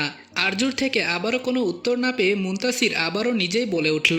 আরজু বলল, না তেমন কোনো ব্যাপার না, আপনি কি কিছু বলবেন? মুনতাসির বলল, না, তোমাকে একা দাঁড়িয়ে থাকতে দেখলাম তাই এলাম। নতুন হোস্টেলে কবে শিফট করেছো? আরজু বলল, আজকে বিকেলে করব। সমস্যা হবে না তো? মুনতাসির বলল, না, কোনো সমস্যা হবে না। তোমার যে রুমে থাকার ব্যবস্থা করেছি ওই রুমে আমার কাজিনও থাকে। কোনো সমস্যা হলে ওকে বলবে, কেমন? ও আমায় জানিয়ে দিবে। তুমি যদি চাও নিজ থেকেও আমাকে জানাতে পারো, কিন্তু তুমি তো জানাবে না, সেই জন্য এই উপায়টা বললাম। আরজু বলল, আচ্ছা, আমি এখন আসি। মুনতাসির হালকা হেসে মাথা নাড়িয়ে সায় জানাতেই আরজু চলে গেল। মেয়েটার একটা ব্যাপার মুনতাসিরের খুব ভালো লাগে, অতিরিক্ত কোনো কথা বলে না। সাহায্য করার জন্য ঠিক যতটুকু কৃতজ্ঞতা প্রকাশ করা দরকার কৃতজ্ঞতাটুকু তার থেকে বেশি প্রকাশ করে না, সবকিছু পরিমাণ মতো করে। মেয়েটা সত্যিই আলাদা। মুনতাসির আবার নিজের কাজে চলে যেতে ধরল। কোথা থেকে যেন আরমান এক প্রকার ছুটে এলো। দেখেই বোঝা যাচ্ছে যে দৌড়ে এসেছে। তবে আরমান আসতে আসতে আরজু সেখান থেকে চলে গেছে। আরমান বলল, হামিদের সাথে কোনো ঝামেলা করেছো? মুনতাসির বলল, না তো। আরমান কিঞ্চিত রাগী গলাতেই বলল, ভালো করে মনে করো ছেলে, কোনো মেয়ের জন্য নাকি ঝামেলা বাঁধিয়েছ? এই আমি তোমার আদর্শ? আমাকে দেখেছো কখনো এসব রাজনীতির মাঝে বন্ধুবান্ধব কিংবা পরিবারের লোকজনদের জড়াতে? আর এখানে তো সোজা নিজের দুর্বল জায়গাটাই দেখিয়ে দিয়েছ। এসব বোকামো কেউ করে? মুনতাসির বলল, আপনি ভুল ভাবছেন ভাই। হ্যাঁ, এটা ঠিক, ওই মেয়েটা আমার দুর্বলতা, তবে আপনি যেমন দুর্বলতা ভাবছেন তেমন দুর্বলতা না। আরমান কপাল কুঁচকে মুনতাসিরের দিকে তাকিয়ে বলল, তাহলে কেমন দুর্বলতা? মুনতাসির বলল, অন্যদিন বলি, তবে কি হয়েছে সেটা বলুন। আরমান বলল, এত জেনে লাভ নেই তোমার। নিজে সাবধানে থেকো, আর যার জন্য ঝামেলা করেছো তাকেও সাবধানে রেখো। আমি তো তোমায় বুদ্ধিমান ভেবেছিলাম, এখন মনে হচ্ছে তুমি খুবই বোকা। এই বুদ্ধি নিয়ে রাজনীতিতে আসা ঠিক হয়নি। ঝামেলা করেছিলে কবে? মুনতাসির বলল, সে তো অনেক আগে, বেশ কয়েক মাস হতে চলল। আরমানের কপালের মাঝে গাঢ় ভাঁজ সৃষ্টি হলো। নিজেই বিড়বিড় করে বলল, এতদিন আগের রাগ এত দেরিতে ঝাড়ছে কেন? মুনতাসির বলল, কিছু বললেন ভাই? আরমান মুনতাসিরের দিকে তাকালো। কি চমৎকারভাবে হাসছে ছেলেটা। ঠোঁট দুটো হালকা একটু প্রসারিত হয়েছে, গাঢ় বাদামি রঙের পাঞ্জাবি আর মাথায় কালো টুপি। কি অপূর্ব লাগে ছেলেটাকে দেখতে। চেহারার মাঝে কেমন যেন একটা নিষ্পাপ ভাব রয়েছে। আরমানের কেন যেন আফসোস হচ্ছে এটা ভেবে যে মুনতাসির কেন রাজনীতিতে জড়িয়েছে। আরমানকে চুপ করে থাকতে দেখে মুনতাসির ডেকে উঠল, কিছু ভাবছেন ভাই? আরমান বলল, না কিছু ভাবছি না। রাতে দেখা করো তো আমার সাথে, কিছু বোঝানোর আর শেখানোর আছে তোমায়। আর একটা কথা বলি, মনোযোগ দিয়ে শোনো। আমাকে দেখতে যতটা ভালো মনে হয় আমি কিন্তু ততটা ভালো না। আগে আমাকে পুরোপুরি জানো, তারপরে আমার মতন হওয়ার চেষ্টা করো। তুমি বড্ড ভালো ছেলে, তোমার এসবে জড়ানো ঠিক হয়নি। মুনতাসির আলতো হেসে বলল, এসব কথা বাদ দিন। আজকে রাতে যখন দেখা করতে বললেন তাহলে সাক্ষাৎকারটা আমার বাড়িতে হোক। আসলে আমার মায়ের কাছে আপনার অনেক গল্প করেছি। মা আপনাকে দেখতে চেয়েছে একবার। আবার আজকে আমার ছোট বোনের জন্মদিনও, কাউকে ডাকিনি, শুধু আপনাকে বললাম। আসতে পারবেন ভাই? আরমান বলল, তোমার মা দেখতে চেয়েছে? মুনতাসির বলল, জি। আরমান বলল, মায়ের আবদার আর কি করে ফেলি বলো। ঠিক আছে, যাব। মুনতাসির বলল, ধন্যবাদ ভাই। আরমান চলে যেতে নিলে আরও একবার থেমে গেল। পেছনে ফিরে তাকিয়ে আরও একবার মুনতাসিরকে সতর্ক করে বলল, ঝামেলা যতটা সম্ভব এড়িয়ে চলবে। হামিদ দলের পুরনো লোক, আর তুমি নতুন। আর মেয়েটাকেও সাবধানে রেখো। তোমার থেকে নেওয়ার মতন শুধুমাত্র তোমার জীবনটাই আছে, আর ওই মেয়ের থেকে নেওয়ার মতন ওর জীবন আর সম্মান দুটোই আছে। সাবধানে থেকো আর ওকে সাবধানে রেখো। মুনতাসির আরও একবার মুগ্ধ হলো আরমানের ব্যবহারে। মুনতাসির জানে ওর বিপদের আশঙ্কা পেয়ে আরমান এভাবে ছুটে এসেছিল দেখতে যে ও ঠিক আছে কিনা। কি সুন্দর উপদেশ দিয়ে গেল, সুন্দরভাবে বুঝিয়ে গেল যেন ঝামেলা এড়িয়ে চলে। মুনতাসির আরও একটা মানুষকে খুঁজে পেল যে নিঃসন্দেহে যে কাউকে খুব তাড়াতাড়ি মুগ্ধ করতে পারে নিজের আচরণের দ্বারা। মুনতাসির বলতে বাধ্য যে আরজুর মতো এই মানুষটাও সবার থেকে আলাদা। আজকের দিনের মতো নিজের রাজনৈতিক জীবনের পাট চুকিয়ে আবারও একটা সাধারণ মানুষের মতন পার্কে এসে কোনো এক রমণীর অপেক্ষা করছে আরমান। আজকে ঠিক করেছে যে যতক্ষণ না সেই মেয়েকে দেখতে পাবে যাবে না সে এখান থেকে। আরমানের বারবার কেন যেন মনে হচ্ছে যে ও যাকে খুঁজছে সেই মানুষটা রোজ এখানে আসে, শুধু আরমান দেখতে পায় না। তাই ঠিক করেছে আজকে কোনো মতে আরজুকে না দেখা পর্যন্ত যাবে না। দীর্ঘ একটা সময় ব্রেঞ্চের ওপরে বসে থাকলো, তারপর উঠে দাঁড়ালো। ভাবলো সেখানে যাবে যেখানে প্রথম দিন মেয়েটাকে দেখেছিল। তবে আজকে সবগুলো দোলনায় ছোট বাচ্চারা বসে আছে। আরমানের বুক চিরে একটা দীর্ঘশ্বাস বেরিয়ে এলো। আর একবার হতাশ হয়ে ফিরতে নিয়ে থমকে গেল। এই তো সামনে থেকে যে আসছে তার অপেক্ষাতেই তো আরমান আছে। হ্যাঁ, আরমান ভুল দেখছে না। সেই একই চেহারা, অপ্রত্যাশিতভাবে পরনের জামাটাও একই, যার ফলে আরমানের চিনতে আরও সুবিধা হলো। তবে আরজুর এসব খেয়াল নেই। আরমানকে পাশ কাটিয়ে চলে যেতে ধরলে আরমান একবার ডাকলো, এই মেয়ে দাঁড়াও। আরজু দাঁড়ালো, তবে নিশ্চিত হতে পারল না যে উক্ত সম্বোধনটা ওকেই উদ্দেশ্য করে করা হয়েছে কিনা। পাল্টা প্রশ্ন করল না। আরমান নিজে থেকেই বলে উঠল, হ্যাঁ আপনাকেই ডেকেছি, চিনতে পেরেছেন আমায়? আরজু পেছন ফিরে তাকালো, চোখে মুখে তার একরাশ প্রশ্ন সমেত বলল, আমাকে বলছেন? আরমান বলল, হ্যাঁ আপনাকে বলছি। মনে নেই সেদিন পার্কে দেখা হয়েছিল আমাদের? আপনি বৃষ্টিতে ভিজছিলেন, আমি এসে আপনাকে বললাম চলে যেতে, মনে পড়ছে না? আরজু মস্তিষ্কে একটু জোর খাটাতেই সেই দিনের কথা মনে পড়ল। তবে সেই দিন আরমানের মুখটা দেখা হয়নি, সেজন্য ঘটনা মনে করে বুঝল যে এই ছেলেটা সেদিনের সেই ছেলেই। তবে আরমানকে বুঝতে দিল না যে ও চিনতে পেরেছে। ঘটনাটা মনে না পড়ার ভাব ধরে বলল, দুঃখিত, মনে পড়ছে না। আর আমি বৃষ্টিতে ভিজিনি, আপনি বোধহয় অন্য কারোর সাথে কথা বলেছেন। আরমান বলল, আরে না, আমি আপনার কথাই বলছি। আর এত তাড়াতাড়ি ভুলে গেলেন কি করে? হ্যাঁ মানছি আমার মুখটা না হয় নাই মনে পড়ল, তাই বলে নিজে যে বৃষ্টিতে ভিজেছিলেন সেই কথাটাও ভুলে যাবেন? না, এতটা ভুলো মন হতে পারে না। আরজু বলল, বললাম তো আমি বৃষ্টিতে ভিজিনি, আপনি আমায় অন্য কারোর সাথে গুলিয়ে ফেলছেন। কথাটা বলে আরজু চলে যেতে নিলে পেছন থেকে আরমান বলে উঠল, কোনো কারণে কি আমার সাথে কথা বলতে ভয় করছেন? আমি অনেক দিন থেকে আপনাকে খুঁজছি, কিন্তু পাইনি। আপনি বিশ্বাস করবেন কিনা জানি না, তবে আমি প্রতিদিনই পার্কে আসি শুধুমাত্র আপনার সাথে কথা বলার জন্য। সেই যে দেখা হয়েছিল, তারপর আজকে আবার আপনাকে খুঁজে পেলাম। আরজু কাটকাট গলায় বলল, না আপনার আমার থেকে কিছু পাওনা আছে, না আমার আপনার থেকে কিছু পাওনা আছে, তবে অযথা কেন খুঁজছেন আমায়? আরমান বলল, লেনাদেনা ছাড়া কি কোনো সম্পর্ক তৈরি হয় না? আরজু বলল, আমার জানা মতে হয় না। প্রত্যেকটা সম্পর্কে কোনো না কোনো চাহিদা থাকে, হোক সেটা বন্ধুত্বের সম্পর্ক, ভাই বোন, বাবা মা কিংবা ভালোবাসার। কোনো না কোনো কিছু আমরা অপর পাশের মানুষটার থেকে চাই, এজন্যই সেই সম্পর্কটা তৈরি করি।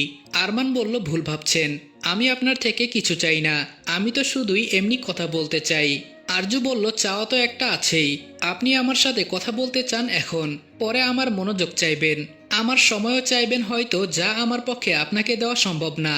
এই পার্কটা আমার শান্তির জায়গা, অযথা আমার শান্তি নষ্ট করবেন না। কেউ আমার পেছনে ঘুরুক সেটা আমার মোটেও পছন্দ না। আরজুর আর দোলনার কাছে যাওয়া হলো না, যে পথে এসেছিল আবার ঘুরে সেই পথ দিয়েই চলে গেল। আরমান কেন যেন চেয়েও আরজুর পেছনে যেতে পারল না। আরজুর শান্তি নষ্ট করতে চায় না আরমান। আর একবার যেহেতু দেখা পাওয়া গেছে আরজুর, তার মানে পরবর্তীতেও পাওয়া যাবে। আপাতত না হয় সম্পর্কের সীমাটুকু এই পার্কের গণ্ডির ভেতরেই থাক। বেশ পুরনো একটা ফ্ল্যাট, দেয়ালের বেশ অনেক জায়গা থেকে রং চটে গেছে, মেঝের টাইলসটাও কেমন যেন পুরনো লাগছে দেখতে। ঘরের আসবাবপত্রগুলো বহু পুরনো, সেটা দেখেই বোঝা যাচ্ছে। মুনতাসির আরমানকে নিয়ে গিয়ে নিজের ঘরে বসালো। 3 রুমের একটা ফ্ল্যাট, 2টো বাথরুম আর রান্নাঘর। রান্নাঘরের সামনে একটু ফাঁকা জায়গা, যা ডাইনিং রুম হিসেবে পরিচয় পেয়েছে, তবে আলাদা কোনো ড্রয়িং রুম নেই, যার ফলে কোনো অতিথি এলে সোজা নিয়ে গিয়ে নিজেদের ঘরেই বসাতে হয়। মুনতাসির আজকে খুব খুশি আরমান ওর বাড়িতে এসেছে বলে। আরমানেরও ভীষণ ভালো লাগছে এখানে এসে। কেউ যদি এতটা সম্মান আর আন্তরিকতার সাথে নিজের বাড়িতে ডাকে তবে তো ভালো লাগবেই। আর সবকিছুর ঊর্ধ্বে মুনতাসিরের মুখের হাসিটা, এই হাসি দেখলেই কেন যেন আরমানের মনটা ভালো হয়ে যায়। আরমানকে বিছানার উপর বসিয়ে মুনতাসির ব্যস্ত গলায় বলল, আপনি বসুন ভাই, আমি মাকে ডেকে আনছি। কথাটা বলে মুনতাসির পাশের ঘরে চলে গেল। কয়েক মুহূর্তের ব্যবধানে নিজের মা রুবিনা খাতুন আর বোন মৃন্ময়ীকে নিয়ে এলো। ওদেরকে দেখে আরমান উঠে দাঁড়িয়ে রুবিনা খাতুনকে সালাম দিল। রুবিনা খাতুন সালামের জবাব দিয়ে খুশি মনে বললেন, তুমি যে আমার বাড়িতে এসেছো আমি খুব খুশি হয়েছি বাবা। আমার ছেলের মুখে তোমার প্রশংসা শুনে তোমাকে দেখার খুব ইচ্ছে হয়েছিল। আমি ভাবতে পারিনি যে তুমি আসবে। আগে জানলে তোমাকে আরো কবে আসতে বলতাম। আরমান আলতো হেসে বলল, আমি যদি আগে জানতাম যে আপনার আমাকে দেখার এত ইচ্ছে, তাহলে মুনতাসির না বলতেই আমি নিজে থেকেই চলে আসতাম। পরবর্তীতে যদি আবার কখনো আপনার আমাকে দেখতে ইচ্ছে হয় তবে আমাকে বলবেন, কেমন? এবার মুনতাসিরকে আর বলতে হবে না, আমি আপনাকে আমার নাম্বার দিয়ে যাব। আরমানের ব্যবহারে রুবিনা খাতুন ভীষণ সন্তুষ্ট হলেন। ছেলেটার ব্যবহার সত্যি অমায়িক, ঠিক যেমন মুনতাসির ওকে বর্ণনা দিয়েছিল তেমনই। আরমানের সাথে উনি যেন নিজের ছেলের ভীষণ মিল খুঁজে পেলেন। শুধু ব্যবহার না, চেহারাতেও তিনি অনেক বড় মিল খুঁজে পেলেন। এই জন্যই বোধহয় তার ছেলের আরমানকে এতটা পছন্দ।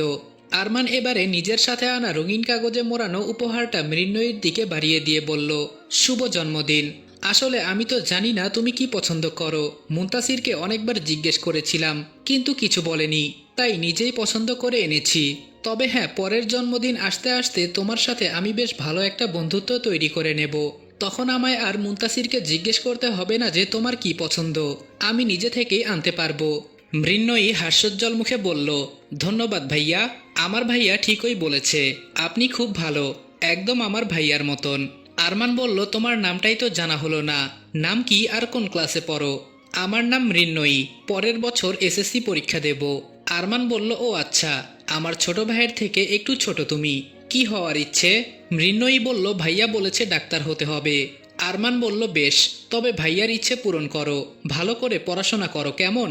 আরমান এবার মুনতাসিরের দিকে তাকিয়ে প্রশ্ন করল, সবাইকে দেখলাম, শুধু আঙ্কেলকে বাদে, তোমার বাবা কই মুনতাসির? রুবিনা খাতুন আর মৃন্ময়ীর মুখটা শুকিয়ে গেলেও মুনতাসিরের ক্ষেত্রে তেমনটা হলো না। আলতো হেসে বলল, আব্বা নেই ভাই, আশা করছি কবরে ভালোই আছেন। আরমানের মুখ থেকে হাসিটা উড়ে গেল, এই পরিবার তবে তো একা। আরমান বলল, কতদিন হলো? মুনতাসির বলল, অনেক বছর। আরমান বলল, ওহ। আরমান আর এই বিষয়ে কথা বাড়াতে চাইল না, অন্য প্রসঙ্গ তুলল। কথাবার্তা শেষে আরমান মুনতাসিরকে উদ্দেশ্য করে বলল, আমি তবে এখন আসি মুনতাসির, পরিচয় তো হয়েই গেল, অন্যদিন আবার আসবো, কেমন? মুনতাসির বলল, কি যে বলেন না ভাই, আপনি এসেছেন আর আপনাকে না খাওয়া দাওয়া করিয়ে আমি ছাড়বো? এটা আপনি ভাবলেন কি করে? রাতে আমাদের সাথে খেয়ে তারপরে বাড়ি ফিরবেন। মুনতাসিরের কথায় সায় জানিয়ে রুবিনা খাতুনও বললেন, হ্যাঁ বাবা, এসেছো যখন আমার হাতের রান্না করা খাবার খেয়ে গেলে আমার ভালো লাগবে। তিনজনে অনেক জোরাজোরি করলো আরমানকে, যার ফলে আরমান আর না করতে পারল না। এত ভালোবাসাকে অপমান করে যাওয়া ঠিক হবে না। যে কদর করছে তাকে সম্মান দিতে হয়, তার কদরের মূল্য দিতে হয়, না হলে পরবর্তীতে এই সম্মানটুকু আর পাওয়া যায় না। আরমান মাথা নাড়িয়ে সায় জানাতেই রুবিনা খাতুন আর মৃন্ময়ী গেলেন টেবিলে খাবার সাজাতে। ওদেরকে সাহায্য করার জন্য মুনতাসিরও যেতে ধরলে আরমান ওকে থামালো। পেছন থেকে নাম ধরে ডাকলো, মুনতাসির। মুনতাসিরের তৎক্ষণাৎ জবাব এলো, জি ভাই। আরমান মুনতাসিরের কাঁধে হাত রেখে মৃদু চিন্তিত গলাতেই বলল, তোমার রাজনীতিতে আসা উচিত হয়নি। একবার ভেবে দেখেছো তোমার কিছু হয়ে গেলে এই দুজন মানুষের কি হবে? মুনতাসির স্বভাবসুলভ হেসে বলল, এত কিছু ভেবে কি আর কেউ এসবে জড়ায় ভাই? জীবনের ঝুঁকি তো আপনারও আছে। আরমান বলল, আমার বাবা মায়ের আরও দুটো সন্তান আছে আমি বাদে। একটা চঞ্চল ছেলে আছে আর একটা বুদ্ধিমতী মেয়ে আছে। আমার বাবা এখনো জীবিত আছে। আমার কিছু হয়ে গেলে ওরা সবাই মিলে নিজেদেরকে সামলে নিতে পারবে। কিন্তু তোমার কিছু হয়ে গেলে তোমার দাফন কাজ সম্পন্ন করার মতনও একটা পুরুষ নেই। মুনতাসির বলল, আপনি আছেন তো ভাই? মুনতাসিরের কথাটা শুনে আরমান কেমন যেন চমকে উঠল। মুনতাসিরের ওর প্রতি এতটা বিশ্বাস যেন ভেতরটাকে কেমন নাড়িয়ে তুলল। আরমান বলল, আমি আছি। মুনতাসির বলল, হ্যাঁ ভাই, আপনি আছেন। আমি জানি একবার যখন আমার মাথায় আপনি হাত রেখেছেন সেটা আর সরাবেন না। আর এমনিতেও রাজনীতি আমার রক্তে মিশে আছে, এটা থেকে আমাকে দূরে রাখা সম্ভব না। আরমান ভ্রু কুঁচকে বলল, মানে? মুনতাসির বলল, আমার বাবাও রাজনীতির সাথে যুক্ত ছিলেন ভাই। এই রাজনীতির জন্যই তো উনি প্রাণটাও দিয়ে দিয়েছেন। সেখানে আমি ওনার ছেলে হয়ে রাজনীতিতে না জড়িয়ে থাকি কি করে? আরমান এবার ধমক দিয়ে বলল, চুপ করো। 2 ফুটের বাচ্চা হয়ে আমায় জ্ঞান দিচ্ছ? শোনো ছেলে, কোনো বিষয়ে জড়াতে গেলে আগে তার মন্দ দিকটা দেখতে হয়, কেননা মন্দটুকু সেই বিষয়ের ভালো দিকটাকে তোমায় উপভোগ করতে দিবে না। বোঝো না তো কিছুই, আবার এসেছো রাজনীতি করতে। মুনতাসির আবারও হেসে বলল, আমি কি ভুল করেছি? আপনি আমাকে ঠিক করে দিন ভাই। আরমান বলল, যা বলছি চুপচাপ শোনো। হামিদের সাথে কোনো প্রকার তর্কে বা ঝামেলায় জড়াবে না। কখনো খারাপ কিছু আজ করতে পারলে আমায় জানাবে। মুনতাসির বলল, আচ্ছা। আরমান বলল, আরেকটা কথা, রাজনীতি নিয়ে তোমায় বেশি দূর যেতে হবে না। ভার্সিটি অবধি সীমাবদ্ধ রাখো এটাকে। পড়াশোনায় ভালো তুমি, একটা ভালো চাকরি খুঁজে শান্তিতে থাকবে। এসব আজে বাজে কাজের মাঝে থাকতে হবে না। মুনতাসির বলল, কিন্তু ভাই। মুনতাসিরকে নিজের কথা শেষ করতে না দিয়ে আরমান আবারও ধমক দিয়ে বলল, একদম বেয়াদবি করবে না আমার সাথে। এতটাও বড় হয়ে যাওনি যে আমার কথার অবাধ্যতা করবে। ছোট ভাই আমার আরেকটা আছে, যে এখনো আমার হাতে মার খায়। বেশি কথা বললে তোমাকেও কিন্তু ছাড় দেব না। মুনতাসির বলল, একবার যখন জড়িয়েই পড়েছি তখন ছেড়ে দিলেই কি এসবের সমাপ্তি হবে ভাই? আরমান জানে মুনতাসিরের কথা শতভাগ সত্য। রাজনীতির ময়দানে তৈরি হওয়া শত্রুরা কখনোই ভালো থাকতে দেবে না, বরং সুযোগ খুঁজে বেড়াবে প্রতিশোধ নেওয়ার। আরমানকে চিন্তার মাঝে ডুবে থাকতে দেখে মুনতাসির আশ্বস্ত করে বলল, এত ভাববেন না ভাই, আমার কিছু হবে না ইনশাআল্লাহ। আমি তো আপনাকেই অনুসরণ করি। আরমান হেসে বলল, মুনতাসির, তুমি এমন একজনকে অনুসরণ করে বাঁচতে চাইছো, যার শত্রুরা একটা ছোট্ট সুযোগ খুঁজে বেড়াচ্ছে তার মৃতদেহ নিয়ে উৎসব করবে বলে। আর সেই উৎসবের আয়োজক হবে আমার রক্তের সম্পর্কের কিছু মানুষ। মুনতাসিরের বাড়ির এলাকাটা বেশ শুনশানই বলা চলে। রাত 10টা বাজে, আর এই সময়ের আশেপাশে মানুষজন কিংবা গাড়ি কোনো কিছুই উপস্থিত নেই বললেই চলে। যদিও রাত 10টা অনেক সময়, তবে ঢাকা শহরে 10টা খুব একটা বেশি সময় হওয়ার কথা না। জায়গাটা শহর থেকে খুব একটা দূরে। যদি গ্রাম হতো তাহলে না হয় ফাঁকা থাকার কারণটা বোঝা যেত। জায়গাটা যেন কেমন একটু অদ্ভুত লাগলো আরমানের কাছে। বাড়ি ঘর অনেক আছে, তবে সেখানে মানুষজনের উপস্থিতি খুবই কম। অধিকাংশ বাড়িতে মনে হয় কেউ থাকে না। তবে রাতে ফাঁকা রাস্তায় বাইক চালাতে আরমানের ভীষণ ভালো লাগছে। শীতের দিন হওয়ায় একটু দূরেও রাস্তাটা পরিষ্কারভাবে দেখা যাচ্ছে না। বাইকের হেডলাইট জ্বালানো, তারপরেও বাইকটা চালাতে একটু অসুবিধা হচ্ছে। তার উপরে আবার ঠান্ডা লাগছে।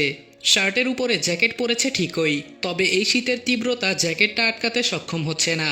তার উপর আবার হাতে গ্লাভস পরার কথা ভুলে গেছে, ফলে হাত দুটো যেন ধীরে ধীরে জমে উঠেছে। তবে আরমান বেশ স্বাভাবিক থাকার চেষ্টা করছে। হঠাৎ করে আরমানের চোখ গেল ফুটপাত দিয়ে হাঁটতে থাকা একটা মেয়ের ওপর।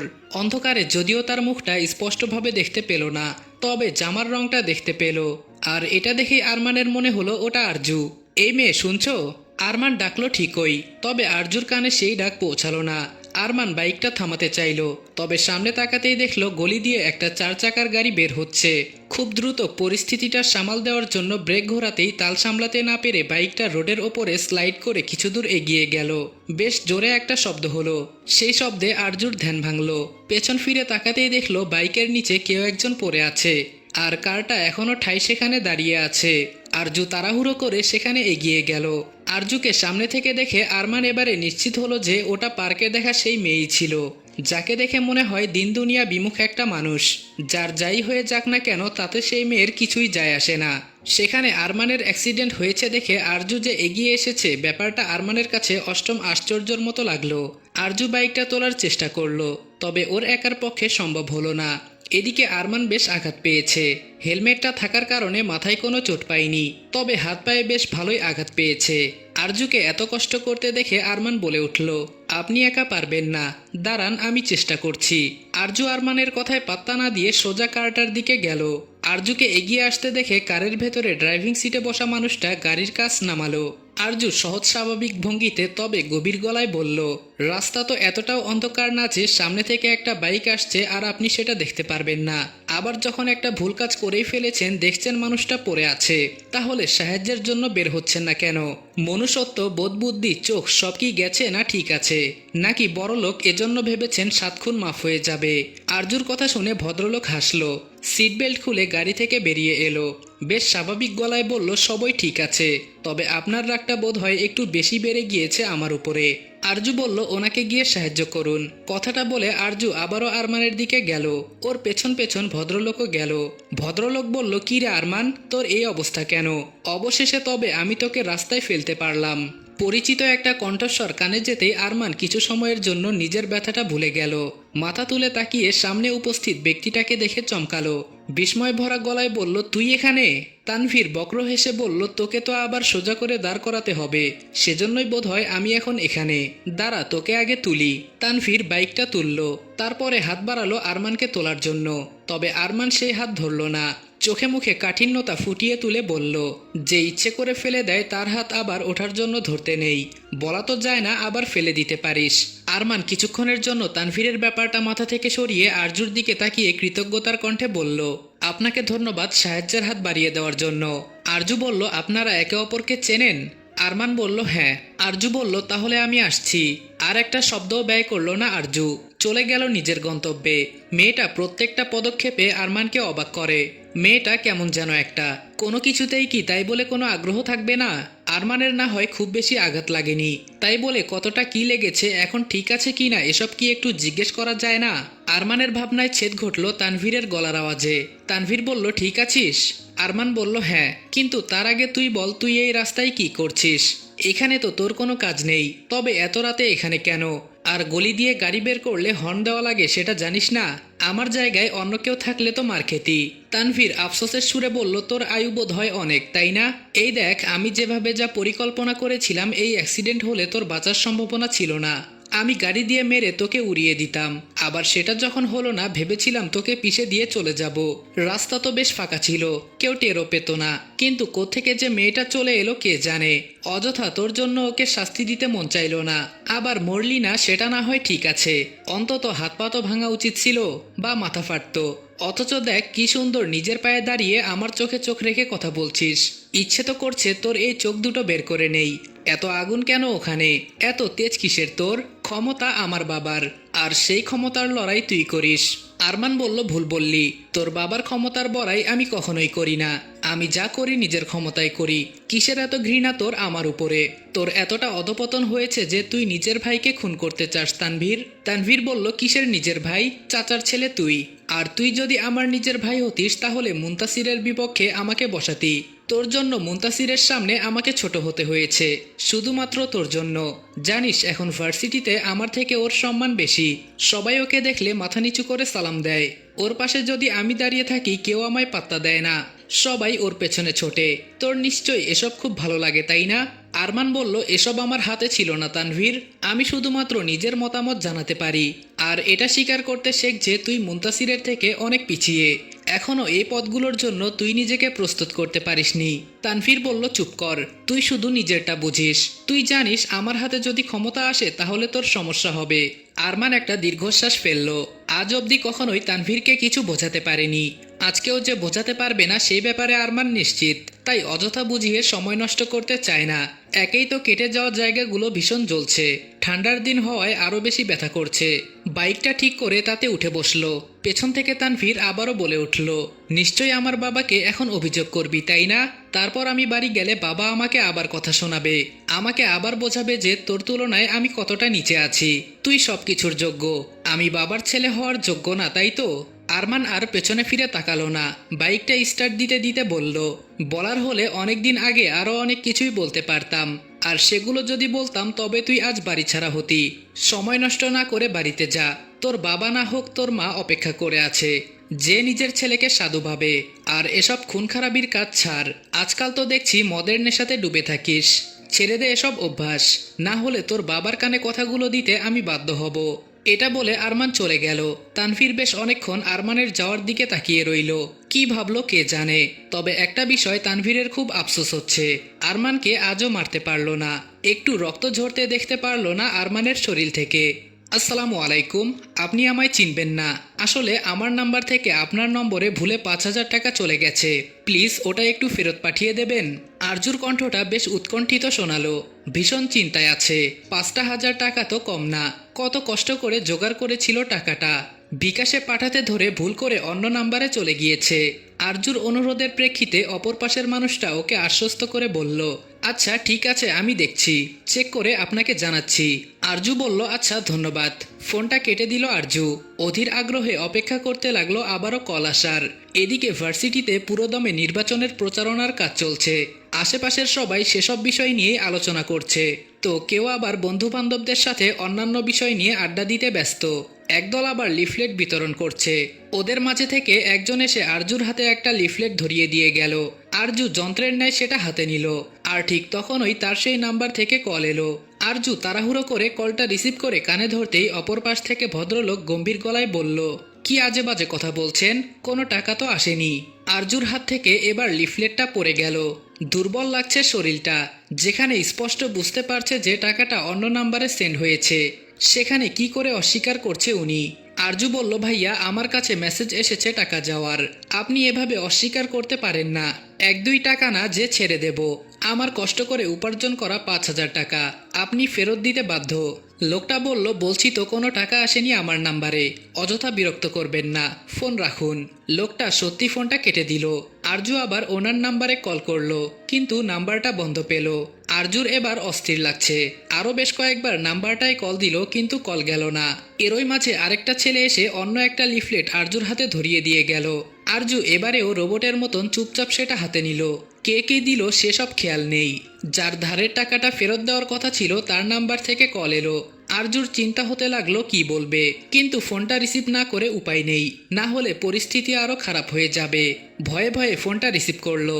অপর পাশ থেকে কর্কশ কণ্ঠ ভেসে এলো, তুমি যে বললে 5 মিনিটের মধ্যে টাকা পাঠাচ্ছি, কই এখনো তো কোনো টাকা আমার নাম্বারে আসেনি। আরজু বলল, আসলে আপু আপনার নাম্বারে টাকাটা পাঠাতে গিয়ে ভুল করে অন্য একজনের নাম্বারে চলে গেছে, এখন উনি অস্বীকার করছেন সেটা। অপর সাইড থেকে বলল, সেসব শুনে আমি কি করব, 1 মাসের কথা বলে 2 মাস পার করে ফেলেছো, তোমার দরকারের সময় আমি তোমায় দিয়েছিলাম, এখন আমার দরকারে ফেরত দিতে পারছো না, এমন করলে কি আর কখনো কাউকে সাহায্য করতে পারবো? আরজু অপরাধী গলায় বলল, দুঃখিত আপু, আসলে আমি অনেক চেষ্টা করেছি, কিন্তু পেরে উঠছিলাম না, আর আপনি তো জানেন আমি আমার গ্রামের বাড়ি গিয়েছিলাম, সেজন্য একটু দেরি হলো। এতদিন যখন অপেক্ষা করেছেন আর একটু অপেক্ষা করুন প্লিজ, আমি ফেরত দিয়ে দিব।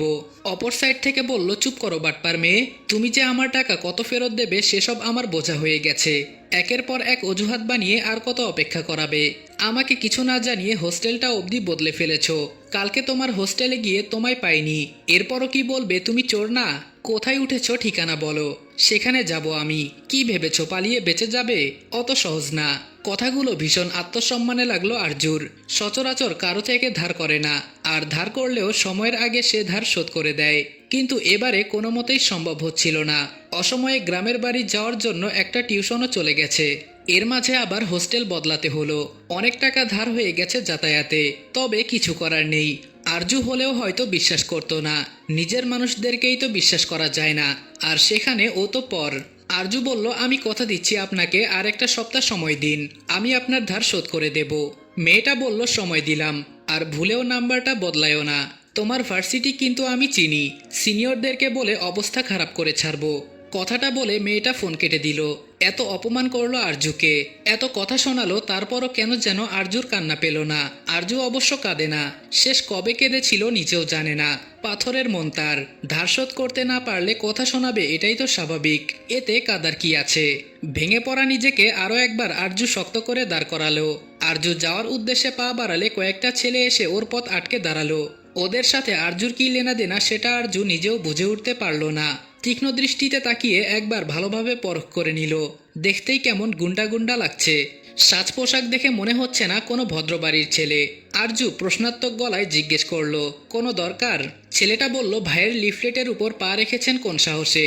হাতে তো আবার বিপক্ষ দলের লিফলেট ধরে আছেন, আর এই দিকে এক ঠ্যাং তুলে রেখেছেন ভাইয়ের মুখের উপর। হাতেরটা কি লাং লাগে? আরজু ছেলেটার কথা বুঝে উঠতে না পেরে নিজের পায়ের দিকে তাকালো। একটা লিফলেটের উপরে পাটা উঠে আছে, কিন্তু কি করে পড়লো সেটা আরজু জানে না। মাঠের চারপাশে তো কত লিফলেট পড়ে আছে, হাঁটতে গেলে সেগুলোর উপরে পা পড়বে, এটাই স্বাভাবিক। পাটা সরাবে কিনা সেটা বুঝে উঠতে পারছে না, সেজন্য সরালো না। সম্মুখে দাঁড়ানো ছেলেটাকে উদ্দেশ্য করে বলল, মাঠের আশেপাশে দেখেছেন কত লিফলেট পড়ে আছে? আপনি নিজেই তো একটার উপরে দাঁড়িয়ে আছেন। ছেলেটা বলল, কিন্তু হাতে তো আর অন্য দলের লিফলেট নাই। কি ভাবছেন বুঝি না কিছু? ভাইরে অপমান করার জন্য পাঠাইছে আপনারে, তাই না? ভাবছেন মাইয়া মানুষ আমরা কিছু কমু না? আরজু বলল, দেখুন অযথা ঝামেলা করবেন না। আমার পায়ের নিচে কার লিফলেট, হাতে কার লিফলেট, এসবে আমার কোনো খেয়াল ছিল না। সামনে থেকে সরুন, যেতে হবে আমায়। ছেলেগুলোকে দেখে মনে হচ্ছে ওরা যেন ইচ্ছে করে একটা ঝামেলা পাকাতে এসেছে, শুধু একটা ছোটখাটো অজুহাত খুঁজছিল।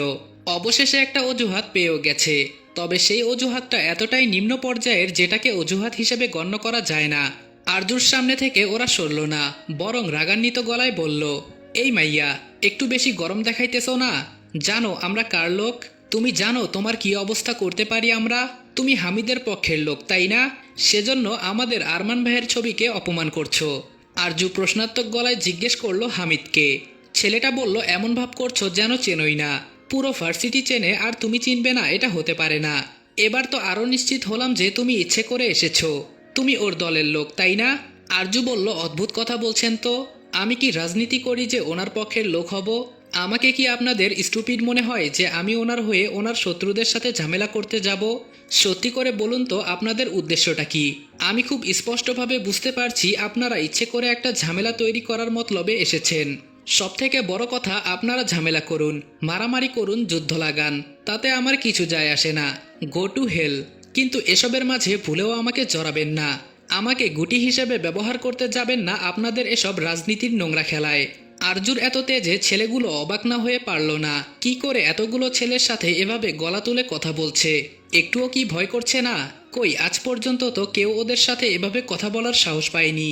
ছেলেটা 2 কদম এগিয়ে এলো, ভেবেছিল আরজু হয়তো এতে ভয় পেয়ে পিছিয়ে যাবে, তবে তেমন কিছুই হলো না। বরং আরজু সেখানে ঠায় দাঁড়িয়ে রইল। তার চোখে কোনো ভয় নেই, কোনো নমনীয়তা নেই, আছে এক ভয়ঙ্কর রকমের তেজ আর হিংস্রতা, যা ছেলেটার একটুও পছন্দ হলো না।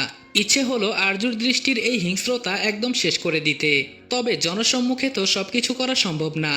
গম্ভীর গলায় বলল, ছবিটা পায়ের নিচ থেকে তুলে তোর ওড়না দিয়ে পরিষ্কার করবি, করে আমাদের হাতে দিবি। আরজু গম্ভীর গলায় বলল, এটা অনুরোধ না আদেশ। ছেলেটা তাচ্ছিল্য হেসে বলল, অনুরোধ করব আমি তোকে? এটা আদেশ। ভাষা শুনে বুঝতে পারিস না? আরজু বলল, প্রথম এবং শেষবারের জন্য বলছি, ভাষা ঠিক করে কথা বলুন। আমি আপনার পরিচিত নই, আপনার সহপাঠী কিংবা আপনার দলের কোনো কুকুরও নই যে আপনি আমার সাথে এই ভাষায় কথা বলবেন। ছেলেটা বলল, এর চেয়েও বেশি নোংরা ভাষায় তোর সাথে কথা বলতে পারি। কি করবি তুই? কিসের এত গরম দেখাচ্ছিস? এত দেমাক কিসের তোর? শুধু একবার ভাইয়ের নির্বাচনটা শেষ হতে দে, তোর তেজ বের করে ছাড়বো। তোর চেহারাটা একদম মুখস্থ করে রাখলাম। ছেলেটাকে নিজের কথা সম্পন্ন করতে দিল না আরজু। নিজের সর্বশক্তি প্রয়োগ করে গালে একটা চর বসালো। এতক্ষণ তবুও খুব অল্প সংখ্যক লোক ওদের বাগবিতণ্ডা দেখছিল, তবে এবারে মাঠে উপস্থিত অধিকাংশ মানুষের দৃষ্টি ওদের ওপরে পড়ল। সেই সাথে অনেকে হা হুতাশ করে উঠল। অনেকে চিন্তিত হয়ে পড়ল আরজুর জন্য। মেয়েটা বোধহয় খুব ভুল কিছুই করে বসলো। ছেলেটা চর খেয়ে যেন নিজে অবাক না হয়ে পারল না। ওর সাথে আসা বাকি ছেলেগুলো অবাক হলো। এভাবে যে চর মেরে দেবে সেটা বোধহয় আশা করেনি। বিস্ময় ভরা কণ্ঠে বলল, তুই চর মারলি আমাকে? আরজু বলল, আরেকবার তুই তোকারি করলে এর থেকেও খারাপ অবস্থা করব। যে ভাইয়ের হয়ে চামচামি করতে এসেছেন সেই ভাইয়ের নামে কমপ্লেন করব। তারপর দেখব ওনার রাজনীতি, ওনার নির্বাচন কোথায় যায়। আর আপনার জন্য যদি ওনার রাজনৈতিক ক্যারিয়ার নষ্ট হয় তাহলে আমাকে আপনার সাথে কিছু করতে হবে না। উনি আপনার সাথে অনেক কিছু করে দেবেন। আর ভবিষ্যতে আমার সামনে আসবেন না। মেয়েদেরকে সম্মান দিয়ে কথা বলবেন। আর ভুলেও আমার সাথে এসব ব্যবহার করতে আসবেন না। হঠাৎ করে কেউ বলে উঠল, কি হয়েছে এখানে? দোতলা থেকে আরমান খেয়াল করছিল যে একটা মেয়েকে কেন্দ্র করে বেশ অনেকগুলো ছেলে দাঁড়িয়ে আছে এবং সেখানে কিছু একটা ঝামেলা হচ্ছে। যদিও বিষয়টা দেখেছে অনেক পরে, তাই তৎক্ষণাৎ ব্যাপারটা জানার জন্য নিচে নেমে এসেছে। আরমানের কণ্ঠ শুনে ছেলেগুলো পেছনের দিকে তাকালো। ভিড়টা একটু কমতেই সামনে আরজুকে দাঁড়িয়ে থাকতে দেখে আরমানের চক্ষু চরক গাছ। বুঝতে পারল না যে ঠিক দেখছে নাকি ভুল দেখছে। এদিকে ঘটনার মাঝে নতুন কারো আগমনে আরজু একটু বিভ্রান্ত হলো। বুঝলো না যে এই নতুন মানুষটা ঠিক কে। প্রশ্নাত্মক গলায় আরমানকে জিজ্ঞেস করলো, কে আপনি? ছেলেগুলোকে যেন প্রতি পদে পদে অবাক করছে আরজু। এই মেয়েটা আরমানকেও চেনে না। ওরা তো ভেবেছিল ইচ্ছে করে আরমানকে অপমান করছে, কিন্তু এখানে তো দেখে মনে হচ্ছে মেয়েটা আরমানকেও চেনে না। আরজুর প্রশ্নে আরমানের ধ্যান ভাঙল। বুঝতে পারল না আরজু ওকে চিনতে পেরেছে কিনা। তবে সেসব আর ভাবল না। উত্তরে বলল, তাওসিফ আরমান, ছাত্র ইউনিয়ন নির্বাচনের সভাপতি পদপ্রার্থী। আরজু এবার ছেলেগুলোকে দেখিয়ে বলল, এনারা তাহলে আপনার চামচা? এমন প্রশ্নে আরমান নিজেও বিভ্রান্ত হলো। সে নিজেও জানে না ছেলেগুলো কোন দলের। ওদেরকে উদ্দেশ্য করে প্রশ্ন করলো, তোমরা কোন দলের? আরমানের পাশে দাঁড়ানো একটা ছেলে বলল, আমাদের দলের ভাই। আরমান এবার আরজুকে উদ্দেশ্য করে বলল, কি সমস্যা হয়েছে জানতে পারি? আমাকে কি বলা যাবে? আরজু বলল, নিশ্চয়ই বলা যাবে, কারণ এই ঘটনার সাথে আপনি নিজেও জড়িত আছেন, প্রত্যক্ষভাবে না হলে পরোক্ষভাবে। ঘটনা এবারে বেশ গোলমেলে লাগলো আরমানের কাছে। তবে সে বরাবরই ধৈর্যশীল মানুষ ও মনোযোগী শ্রোতা, তাই বেশি তারা দেখা গেল না তার মাঝে। আরমান বলল, কিভাবে আমি জড়িত? আরজু বলল, একবার আশেপাশে তাকিয়ে দেখুন তো কত শত লিফলেট পড়ে আছে। সেগুলোর উপর দিয়ে কত মানুষ হাঁটাচলা করছে। আপনাদের কি মনে হয় আপনার যে লিফলেটগুলো বিতরণ করেন সেগুলো আমাদের মতন সাধারণ মানুষরা বুকে জড়িয়ে বসে থাকবে, না ঘরে নিয়ে গিয়ে সেগুলো আলমারির ভেতর সাজিয়ে রাখবে? আপনারা কি এটাই মনে করেন? আরমান বলল, এর সাথে আমার যোগসূত্র কি? আরজু বলল, আপনার নামের লিফলেটটা আমার হাত থেকে পড়ে গিয়েছিল। এখন আপনার দলের ছেলেরা সেটা আমার পায়ের নিচে পড়ে থাকতে দেখে অতি আবেগে ভেসে গিয়ে বলা শুরু করেছে আমি নাকি বিপক্ষ দলের লোক। আপনাকে ইচ্ছাকৃতভাবে অপমান করার জন্য এই কাজটা করেছি। তারা আমার সাথে তুইতকারি করেছে, আমাকে হুমকি দিয়েছে এবং অত্যন্ত অসম্মানজনক ভাষায় আমার সাথে কথা বলেছে। এখন বলুন এর দায় কার? আরমান অগ্নিদৃষ্টিতে তাকালো ছেলেগুলোর দিকে। গম্ভীর গলায় বলল, এসব কি শুনছি আমি? হাজারবার করে বলে দিয়েছিলাম নির্বাচনে আমাকে নিয়ে কোনো ধরনের বাড়াবাড়ি আমি পছন্দ করি না। তারপরও আমার দলের লোক হয়ে তোমরা কোন সাহসে একটা মেয়ের সাথে এরকম অসম্মানজনক ভাষায় কথা বলেছ? ছেলেগুলো উত্তর দেওয়ার কোনো সাহস পেল না। অবশ্য ওদেরকে উত্তর দেওয়ার সুযোগও আরজু দিল না। তার আগে নিজেই আরমানকে উদ্দেশ্য করে বলল, সুযোগ তৈরি করে দিয়ে এখন ওদেরকে দোষারোপ করছেন? বলছেন তো ওদেরকে আপনার দলের লোক, তার মানে ওদের দায়িত্ব নিশ্চয়ই আপনার। আপনার কি উচিত ছিল না একদম ভালো করে ওদের মস্তিষ্কের মাঝে এই কথাটা ঢুকিয়ে দেওয়া, যেন কোনো ঝামেলা না করে? সবচেয়ে বড় কথা, আপনি কে?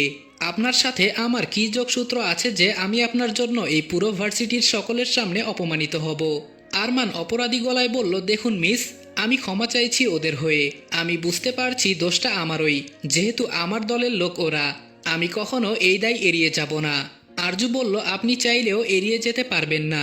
বিশ্বাস করুন, নির্বাচন হচ্ছে আমি এই খবরটাই একটু আগে জানলাম। আপনার কোনো আন্দাজ আছে আমি নিজের জীবনের সমস্যায় কতটা জর্জরিত? তার মাঝে আপনার লোকেরা এসে উটকো ঝামেলা তৈরি করেছে, যেখানে আমি অলরেডি একটা ঝামেলার মাঝে জড়িয়েছিলাম। আমি কেন আপনার জন্য অসম্মান সহ্য করব বলুন তো? আপনার দ্বারা আমার কি উপকার হবে? আর এই যে এত নির্বাচনের প্রচারণা করছেন, এত ভালো মানুষীয় নাটক করছেন, প্রতিদিন নিশ্চয়ই ভাষণ দিয়ে বেড়াচ্ছেন যে আপনি নির্বাচনে জিতলে আমাদের জন্য এই করবেন সেই করবেন। কিন্তু সত্যি করে বুকে হাত রেখে বলুন তো, জেতার পর আমাদের কথা মনে পড়বে? আদৌ কি ভোটের কোনো দরকার আছে? ক্ষমতা যার বেশি সে তো সবার আড়ালে নিজেই নিজেকে ভোট দিয়ে জিতিয়ে দেবে। তাহলে এত আনুষ্ঠানিকতার কি আছে? আপনারা এখন আমাদের থেকে একটা ভোট নেওয়ার জন্য পারলে আমাদের পায়ে অবধি পড়ে যান, আর জেতার পর যদি আমরা আমাদের বিপদে আপনাদের পেছনে কুকুরের মতন ঘুরি তারপরও আপনাদের থেকে পাত্তা পাই না। আরমান জানে আরজুর কথাগুলো একদমই মিথ্যা না, সত্যি এমনটাই হয়ে এসেছে। তবে আরমান আরজুকে কি করে বোঝাবে যে ও একটু ব্যতিক্রমধর্মী হতে চায়? সবাই এক হয় না, অনেকে সৎ উদ্দেশ্যেই রাজনীতির অঙ্গনে আসে। বিনম্র গলায় বলল, আমি জানি অনেকে এমন করে, অনেকে বলবো না, আমি বলবো বেশিরভাগ মানুষই হয়তো এমন করে। তবে একটা কথা আপনাকে মানতে হবে, অনেকে সৎ উদ্দেশ্য নিয়ে জনগণের সেবা করার জন্যই রাজনীতির ময়দানে পা রাখে। আর আমি আপনাকে কথা দিতে পারি যে আমি তাদের মধ্যে থেকেই একজন হব। আমার উপর বিশ্বাস রাখতে পারেন। আরজু বলল, এইসব কিছু জেতার আগ পর্যন্ত রাজনীতিবিদদের সাথে বিশ্বাস শব্দটা একদমই মানানসই না। এই দেখুন, আমি এখনো ভীষণ বিপদের মাঝে ডুবে আছি, কিন্তু আপনারা আমায় কোনোদিনও সাহায্য করবেন না। আপনাদের কোনো লেনদেন নেই জনগণের সাথে, আপনারা শুধু বোঝেন নিজেদের ব্যাপার। আরমান বলল, আপনার কি সাহায্য দরকার বলুন, আমি চেষ্টা করব সাহায্য করার। আরজু সন্দেহী গলায় বলল, তাই? আরমান বলল, হ্যাঁ। আরজু বলল, ঠিক আছে, তবে একটা সাহায্য করুন আমায়। একজনের নাম্বারে বিকাশে টাকা পাঠাতে গিয়ে ভুলে আমার হাতে অন্যজনের নাম্বারে 5,000 টাকা চলে গেছে। এখন সেই মানুষটা টাকা পাঠাতে অস্বীকার করছে। আমার টাকাটা ফেরত দেওয়াতে পারবেন? যদি আমার এই কষ্টের টাকাটা আপনি ফেরত দিতে পারেন তবে মানব আপনি হয়তো সৎ উদ্দেশ্যে এই ময়দানে পা রেখেছেন। আরমান বলল, নাম্বারটা দিন। আরজু বলল, নোট করুন। আরজু সত্যি নাম্বারটা বলল। আরমান সেটা নোট করে নিল। নাম্বারটা তুলতেই আরমানের পাশে দাঁড়ানো একটা ছেলে আরজুকে উদ্দেশ্য করে বলল, দেখেছেন আপু, আমাদের ভাই সবার থেকে আলাদা, আপনাকে সাহায্য করলো। এবার কিন্তু ভোটটা আমাদের ভাইকে দেবেন। ছেলেটা কথাটা বলার সাথে সাথে আরমান চোখ গরম করে তাকিয়ে ওকে থামিয়ে দিল। আরজু তাচ্ছিল্য গলায় বলল, আমাকে সাহায্য করার দাম একটা ভোট, তাই তো? দেখলেন, বলেছিলাম আমি, আপনারা রাজনীতিবিদরা খুবই স্বার্থপর হন। স্বার্থ ছাড়া আপনারা জনগণের জন্য কিছুই করেন না। আরমান পাল্টা হেসে বলল, সবই তো আপনিই বলে দিলেন মিস। যদি আমি এই নির্বাচনে জিতে যাই তবে আশা করছি আপনি আমার কথার প্রমাণ আমার কাজের মাধ্যমে পেয়ে যাবেন। আর চিন্তা করবেন না, আমি আপনার টাকাটা ফেরত দেওয়ার ব্যবস্থা করে দেব। আরমানের কথায় আরজু ভরসা পেল কিনা সেটা জানা নেই। আরমানকে কেন নিজের বিপদের কথাগুলো বলল সেটাও জানে না। আরমানকে নম্বরটাই বা কেন দিল সেটাও জানে না। তবে মনে হলো একবার পরীক্ষা করে দেখা দরকার।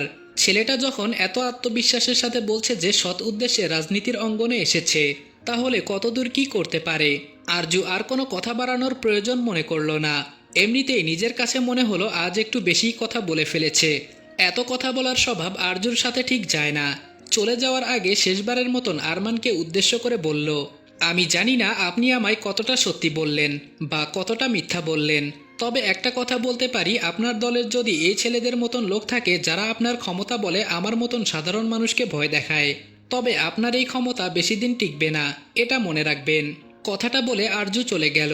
আরমান মুগ্ধ হবে না অবাক হবে সেটা বুঝে উঠতে পারল না। প্রত্যেকবারই মেয়েটা ওকে মুগ্ধ করছে নয়তো অবাক করছে, কিংবা মাঝে মাঝে বলা যায় দুটো মিলিয়ে মিশ্র অনুভূতির সৃষ্টি করছে। মেয়েটা আদৌ আরমানকে চিনতে পেরেছে কিনা সেই বিষয়টা আরমানের কাছে পরিষ্কার না। তবে হ্যাঁ, এতটুকু বলা যায় মেয়েটা আরমানের আগ্রহ আরও বাড়িয়ে দিল ওর প্রতি। এখন তো আরমানের এই মেয়েটাকে পুরোটা জানতে ইচ্ছে করছে। মেয়েটার এত গাম্ভীর্যতা, এত রাগী ভাব, এত তেজ, চোখের আগুন, সবকিছু জানতে ইচ্ছে করছে আরমানের। সামনে যে থাকুক না কেন তার চোখ আর কণ্ঠের মাঝে থাকা তেজটা একটুও কমে না। তবে হ্যাঁ, মেয়েটা একদমই যুক্তিহীন কথা বলেনি। যে কয়বার ওই কথা বলেছে মেয়েটার কথায় সবসময় যুক্তি ছিল। দারুণ সাহস মেয়েটার। ওই দৃষ্টির তেজ দেখে মনে হয় যেন মেয়েটার কোনো কিছুতেই ভয় নেই। হয়তো কোনো কিছু হারানোর নেই বলে কোনো ভয় নেই। তবে যাই হোক না কেন, আরমানের কৌতূহল মেয়েটা আরও বাড়িয়ে দিয়েছে। আরমান এই মেয়েটাকে এখন আরও ভালোভাবে জানতে চায়, আরও ভালো করে বুঝতে চায়, আর বোঝাতে চায় যে আরমান আলাদা, ঠিক যেমন মেয়েটা সবার থেকে আলাদা।